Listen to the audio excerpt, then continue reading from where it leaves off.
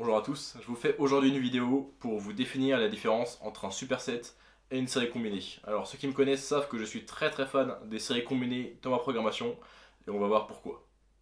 Alors d'abord, qu'est-ce que c'est qu'un superset? Un superset, c'est simplement le fait de faire un exercice, puis un autre, sans prendre de temps de repos, puis de prendre un autre repos, avant de reprendre à nouveau ces deux exercices. Contrairement à des séries combinées, où là on va avoir du repos entre les deux exercices, on va donc effectuer un premier exercice, se reposer, effectuer un second exercice, se reposer avant de revenir au premier. Donc dans le cas des séries combinées, on va avoir un petit peu de repos qui va être réparti entre les séries de chaque exercice et entre les deux exercices, contrairement au superset où est-ce qu'on va enchaîner les deux séries de deux exercices sans prendre de temps de repos.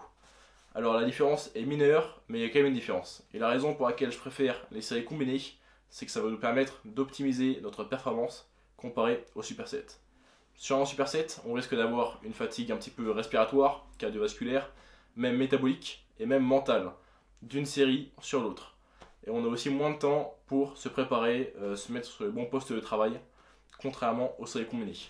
Sur les séries combinées, vu qu'on répartit le repos, on va donc avoir le temps de se mettre en place, de se reconcentrer sur le nouvel exercice qu'on va réaliser, et ainsi on maximise notre performance. Alors si je dois donner un exemple pour que vous compreniez un petit peu mieux si vous n'avez pas tout à fait saisi, ce serait, disons, avec des pompes et des tractions. Dans le cas du superset, on réaliserait des tractions puis directement des pompes avant de se reposer, disons, 2 minutes. Alors que dans le cas des séries combinées, on ferait une série de tractions, 1 minute de repos, une série de pompes, 1 minute de repos avant de reprendre sur les tractions.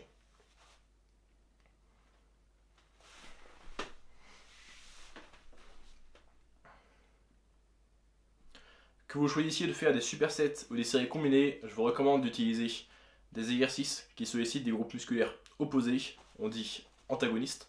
Donc par exemple, comme je l'ai dit, des tractions ou des pompes, des dips ou du rowing, ou du leg extension et du leg curl pour respectivement vos quadriceps et vos ischio-jambiers.